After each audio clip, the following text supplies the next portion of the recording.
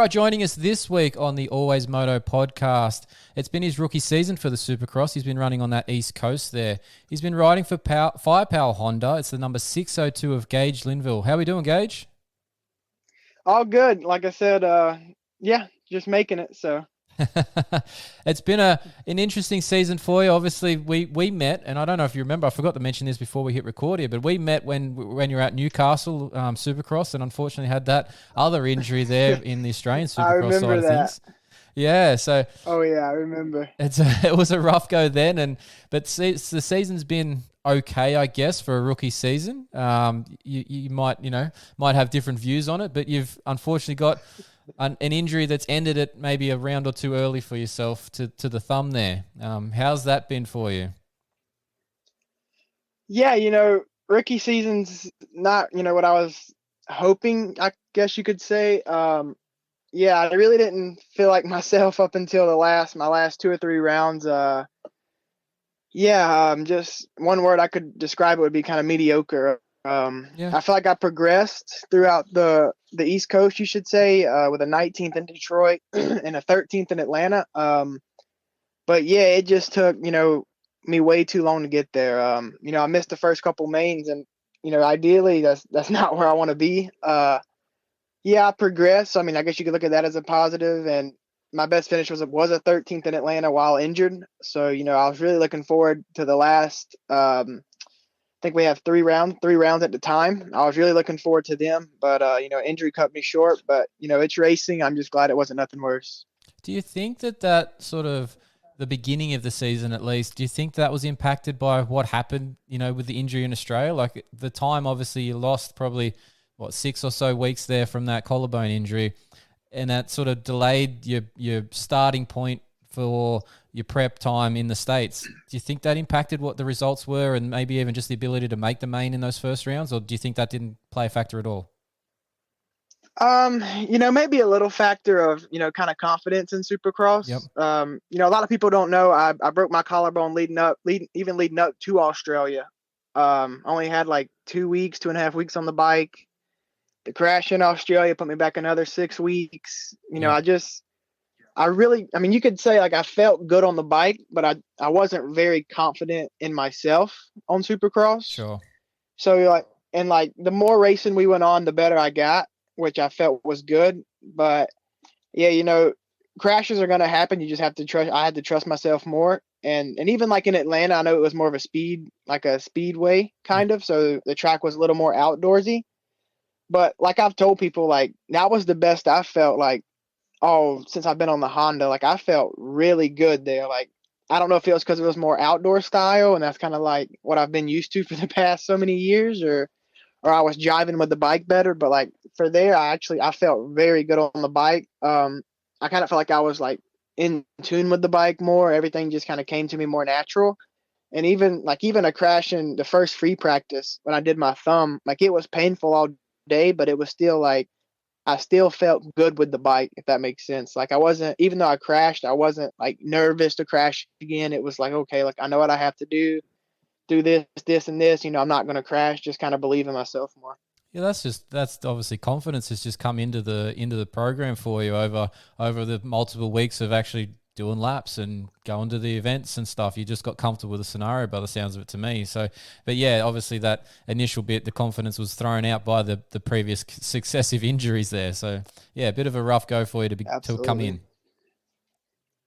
Oh, for sure. And like you said, confidence is one of the biggest things in Supercross or just riding. Anything you do, not just riding, but riding in general, you got to have confidence. Exactly, yeah. And so this particular injury from Atlanta there, it's an avulsion fracture to the thumb. How long have they said to you about recovery time frame for this one? What's the doctor's got on it? So the doctor thinks, I got checked up right after Atlanta, and he put me in a spica cast for 4 weeks. I'm going to go back for x-rays and kind of go from there. I think I go back either late next week or early the week after. Mm-hmm. So yeah, I'm kind of in a spica cast, which is kind of holds my wrist and my thumb stable. Yep.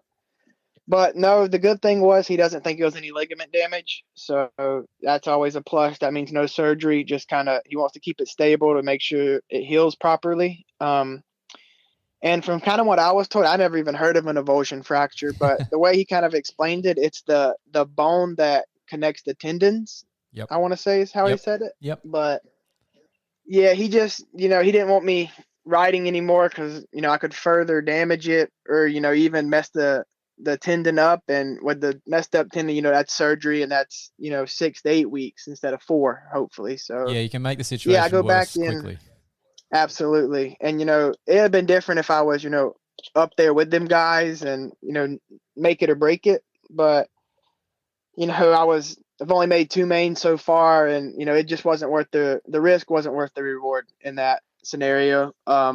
But yeah, feeling better now. So the goal is to, get back on the bike as soon as he releases me. Yeah, nice. And I'm glad you sort of went to that little bit of description, because I was going to go there for what an avulsion fracture is. But yeah, you're right. It's where the tendon or the ligament attaches to the bone, and that bone piece pulls off with the tendon and the ligament still attached to it. So it actually heals better than a torn ligament or torn tendon, because you've actually the bone's just got to work itself back together. And as long as it stays stable, which is why they put you in the splint, they usually heal really well. It's when you move it again, and maybe at a week or 2 you move it again by mistake, and it pulls it back away, that you got to start over again. And then you're restarting. Yeah, and like even at Atlanta, it was like in qualifying, I couldn't even hardly do no more than like a lap and a half, 2 laps. I couldn't really bend the tip of your thumb. It was just kind of stuck straight. But we took. I'd put some CBD stuff on it and iced it all day. And luckily, for the heat race I was able, with the adrenaline kind of kicked in. LCQ was adrenaline and main was adrenaline for, I'd say, half the main. Then kind of adrenaline went away and pain started. So it was kind of a manage from there. But no, like I said, to be honest with you, I really thought I jammed it, and turned out a little bit worse, but not as worse as it could have been. So just look at the positives from here.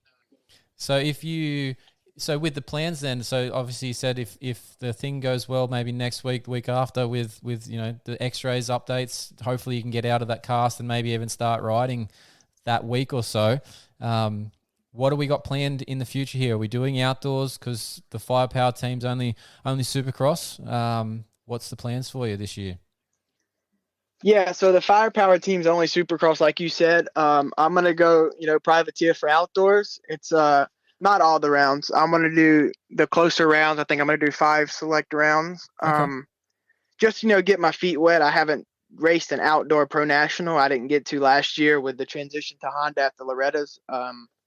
So yeah, just kind of get my feet wet. See where I stack up with them guys. Just 5, maybe 6, if depending on how we're doing. So yeah, get that, and then kind of come back and get ready for arena cross next year. Actually, I'm going to do some of them before East Coast, just because I did some this year, and that was just a really good gate drop with some really fast guys. Just kind of get the tempo and stuff up, and then the plan is to run full East Coast next year. Okay. Have you got anything going? Are you going to be with the Firepower guys again, or is it too early for that to be to be known at this stage? Yeah, like you said, it's too early. Yeah. I only had a Supercross only deal for this year. Yep. And my results wasn't great by any means. I definitely progressed throughout the rounds up into my injury, and them guys noticed that. But yeah, it's too early to tell. Like I said, I'm doing my own thing for outdoors, and maybe cards fall into the right place, and I get a ride, whether it's with them or another team. Yeah, fair enough. Obviously, the next couple of results will probably help those conversations for you, particularly when you've got some outdoor things, because obviously only Supercross so far rookie season. It's you got to put some runs on the board, as they say. So see where you land in a couple of weeks' time. Absolutely, yeah. Like you said, you got to put some points on the board. You can't just go out there with what I've done so far. I feel like I can be a good guy outdoors. Even like in the amateurs, I was a good guy outdoors. So I feel like that's kind of more my forte, I guess you could say, right now. Mm-hmm. But yeah, just put in the work and let it show it outdoors. Definitely. Now, a question that we ask all the riders lately that when they're coming on for the AlwaysMoto podcast, because we're just curious to see what everybody's got going on under their gear. Gage, what have you got under your gear, mate? Do you have something in particular, or are you just the generic knee brace chest pro guy? Yeah, I'm pretty generic, I should say. Just chest protector, knee braces. In practice, though, I will say I do wear my chest protector over.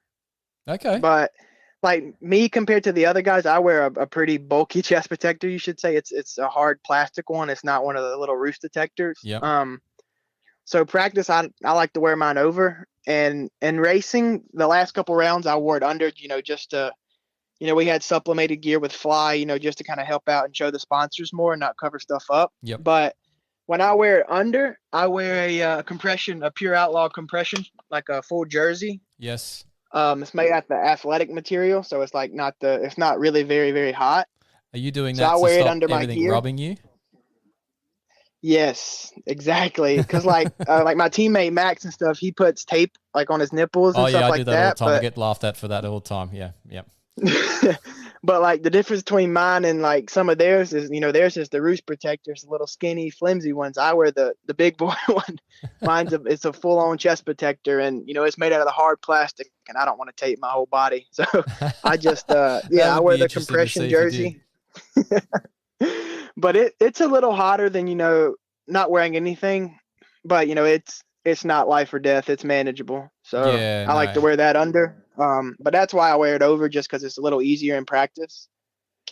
But no, other than that, I'm pretty generic. I don't wear any no other than knee braces, no other kind of braces. So yeah, right. Oh, that's good. It's always interesting to see, because we've had some, and there's some random things that they run under the gear. But you're right about having to tape things up, because that's a bit of an issue there for some people. I know the nipple side of things can be really painful, and there's actually a scenario where you can actually have your nipple drop off if it rubs on something too much. So it happens for marathon runners. And actually, I will say on my knee braces, I do tape them too. Now that I'm thinking about it, I tape the straps just because, I wear my pants. I like to put them pretty high, so I don't like it. Like when I put my pants and stuff on, sometimes it'll rip the Velcro. Okay. Yep. So I always tape my knee. Once I Velcro them, I always tape them each one, so it makes it a little bit easier. A little bit more tighter, because I run my stuff pretty tight. And just like with my gloves, I run a smaller size than what I should, just because I like the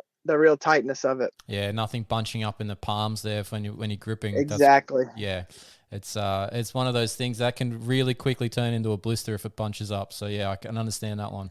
Yeah, you're right. And I think it's probably more personal preference of more than anything. I could wear a large glove, but I like the medium. It's a little smaller, like you said, a little tighter. I feel like I have more feel with it. I think a lot of guys, once they get to that sort of, really competitive level, the gloves always end up tighter, because you don't want your hand to move on the bar at all too, because that extra material will slip. So yeah, it's a pretty common thing for most people to go a tight fitting glove. Oh, for sure. Well, look, Gage, that was awesome, man. I appreciate your time on the AlwaysMoto podcast and giving us that insight into what's under your gear.